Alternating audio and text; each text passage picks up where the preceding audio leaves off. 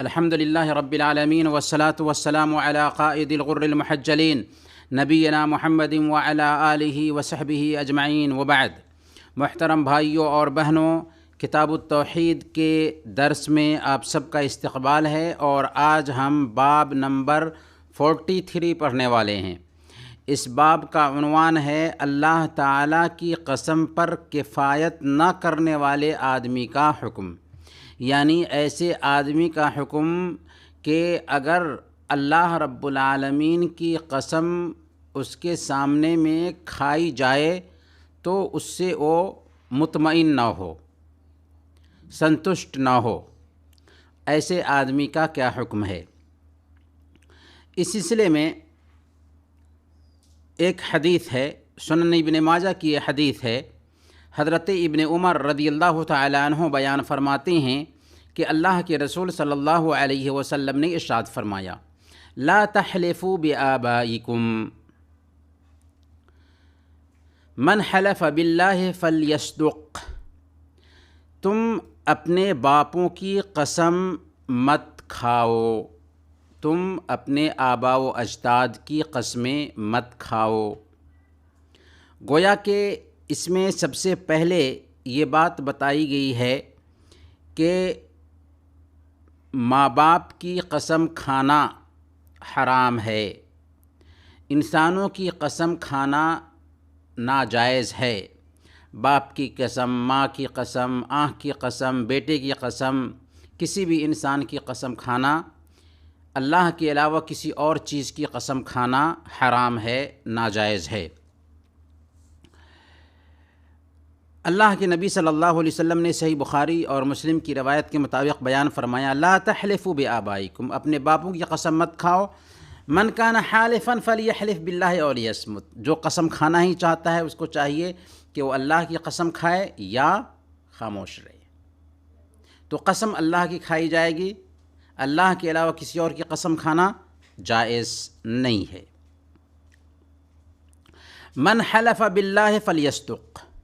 دوسری بات اس حدیث میں یہ بتائی جا رہی ہے کہ جو شخص اللہ کی قسم اٹھائے وہ سچ بولے،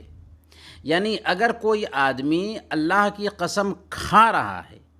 تو اس کو چاہیے کہ قسم سچی ہو،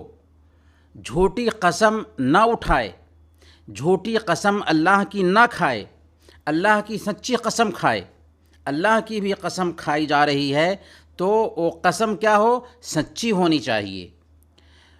اور تیسری بات بتائی جا رہی ہے، وَمَنْ حُلِفَ لَهُ بِاللَّهِ فَلْيَرْضَ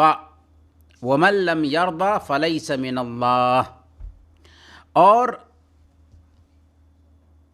جس کے لیے اللہ کی قسم اٹھائی جائے اس کو چاہیے کہ وہ راضی ہو جائے، اور جو راضی نہ ہو اس کا اللہ سے کوئی تعلق نہیں ہے، جو راضی نہ ہو اس کا اللہ سے کوئی تعلق نہیں ہے۔ یعنی ہمارے سامنے میں کوئی آدمی اللہ کی قسم کھاتا ہے تو اللہ کی عظمت، اللہ کی مہانتا کی مانگ یہ ہے کہ اللہ کی عظمت کو سامنے میں رکھتے ہوئے کہ اس نے اللہ کی قسم اٹھائی ہے، ہم اس پر کفایت کر جائیں، اس پر مطمئن ہو جائیں، اس کو مان لیں کہ اس نے اللہ کی قسم اٹھایا ہے۔ اور یہ کب ہوگا؟ مثال کے طور پر شرعی ناحیہ سے اگر ایک طرف دعویٰ کرنے والا ہے اور ایک طرف مدعا علیہ ہے جس پر دعویٰ کیا گیا ہے، تو شرعی قاعدہ کیا ہے کہ اگر کوئی کسی کیس کا دعویٰ کرتا ہے تو اس کو چاہیے کہ وہ دلیل پیش کرے کہ میرا یہ سامان ہے اور میں اس کا حقدار ہوں۔ دعویٰ کرنے والا دلیل پیش کرے گا، اور جس کے اوپر دعویٰ کیا گیا ہے یعنی جو مدعا علیہ ہے، اگر دعویٰ کرنے والے کے پاس دلیل نہیں ہے تو مدعا علیہ کو قسم دلایا جائے گا۔ یہ شرعی قاعدہ ہے۔ قسم کھائے گا وہ کہ اللہ کی قسم میں کھاتا ہوں کہ میں نے یہ سامان نہیں لیا ہے، میں نے یہ کام نہیں کیا ہے، اللہ کی قسم کھائے گا۔ تو یہ شرعی ناحیہ سے فیصلہ ہوا۔ تو اگر کسی آدمی نے دعویٰ کیا کسی معاملے میں اور اس کے پاس دلیل نہیں ہے، اور مدعا علیہ نے جس پر دعویٰ کیا گیا تھا اس نے قسم اٹھا لیا، تو ایسی حالت میں یہ شرعی حکم ہے، اس کو چاہیے کہ اللہ کے اس فیصلے سے راضی ہو جائے، کیونکہ اس نے قسم کھا لیا ہے،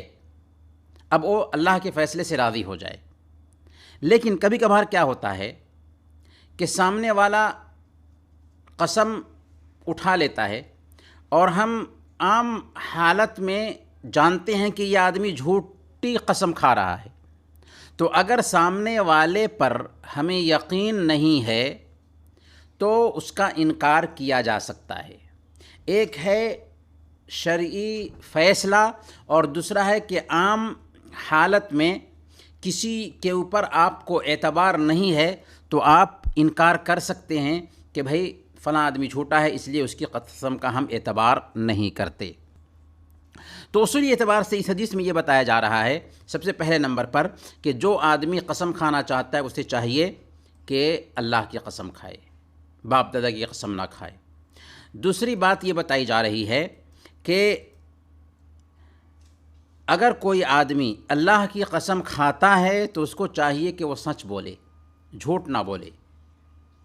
اور تیسری بات یہاں پر یہ بتائی جا رہی ہے کہ جس کے لیے قسم اٹھائی جائے اس کو چاہیے کہ اللہ کی عظمت کو سامنے میں رکھتے ہوئے کہ اس نے اللہ کی قسم کھا لی ہے، تو اس میں اللہ کا احترام پایا جاتا ہے کہ اس نے اللہ کی قسم کھائی ہے، اس لیے ہم اس کی بات کو مان لیں، اس کی قسم سے مطمئن ہو جائیں۔ تو جو آدمی اللہ کی قسم کھاتا ہے چاہیے کہ ایک بندہ اس سے راضی ہو جائے، اور جو راضی نہیں ہوتا اس کا اللہ سے کوئی تعلق نہیں ہے، جو راضی نہیں ہوتا اس کا اللہ سے کوئی تعلق نہیں ہے۔ اور ہم نے تفصیل بتا دیا کہ اگر شرعی اعتبار سے ہے تو یہاں پر ماننا ضروری ہے کسی قسم کو، لیکن حسی اعتبار سے ہے کہ ہم کسی کو ہم جانتے ہیں کہ وہ فلاں آدمی جھوٹا ہے اور وہ قسم اٹھا رہا ہے تو اس کی قسم کا انکار کیا جا سکتا ہے۔ وصلی اللہ علی نبینا محمد وعلی آلہ وصحبہ اجمعین۔